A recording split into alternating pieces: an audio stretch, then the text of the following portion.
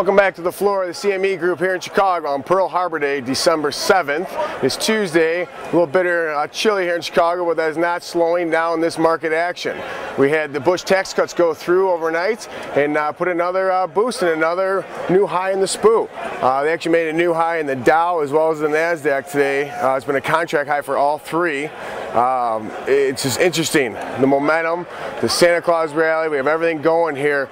However, this is one of the last band-aids I think they're bringing to the market. This Bush tax cut extension is very interesting because there are no more band-aids. And let's talk about this band-aid. What are we doing here? We've had so many band-aids to the market, but when I grew up, you know what we had? We didn't have band-aids. We had new skin. New skin hurts. You have to clean out the wounds, spray it on, but new skin was more permanent. It stuck. So are these temporary band-aids going to help us get through? Is it going to be self-sustaining? I don't know.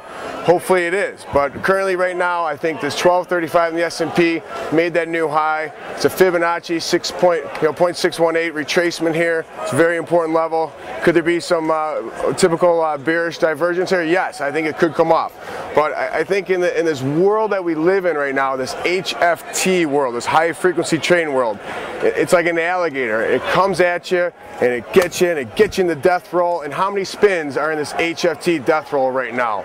Because there's no reason we should be up here. And I'm not trying to say I'm the biggest bear out there, but it's overdone. I mean, a week ago, less than a week ago, it was November 30th and things were really, really uncertain out there. And there's been a significant rally, generational rally of over 5% in the S&P in the last week, less than a week. Very important, a little overdone here. I think there's room to go down now, and all three equities have made a contract high. Be mindful.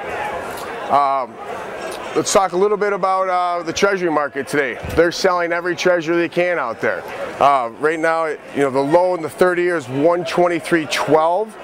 They're down over 1.5 points in the 10-year. The low currently 122.03. So there could be an opportunity here. I spoke briefly yesterday about how the Treasury market, this big room, 1,000 people, this little 3-foot by 3-foot door, everyone's kind of funneling in to get out, and it's hard to get out of that room. Are we going to see that go down with equities here? Possibly, possibly. But that level I spoke to so many times in the 30-year, 124.30, it's been a phenomenal pivot. If you look at that key level, last night we were above it, went up to 125.11, got underneath it, and now we're down at almost another point from there.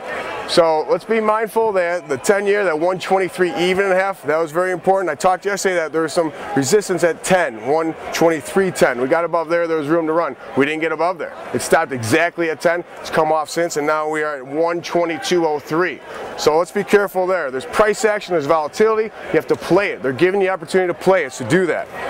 The S&P, that 27 was last week's high.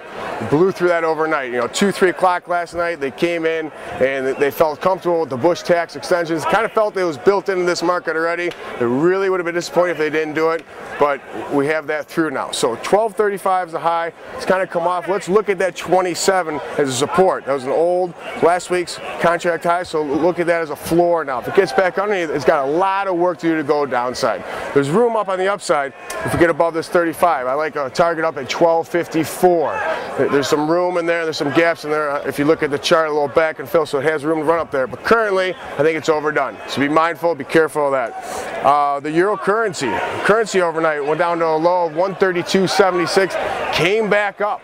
We had great, confidence back in Europe for some reason, and touched 124 even. It's come off there since. It's back flat on the day. And I think I speak to that weekly pivot, 132.61, and the 200-day underneath at 131.38. It's tough to play that right now because of the uncertainty over in Europe. With Ireland's vote today, but under 131.38, there is room to the downside. But I think there's support there, so play it from the long side above there, but be careful. I think in the big picture, we're here in December. It's cold, Santa Claus is coming to town, but I think the Grinch is peeking through the window. So be careful. I'm the Killer from Treasury Curve, Institutional Money Market Portal. We assist firms in their overnight cash management. And remember, be the hammer, not the nail.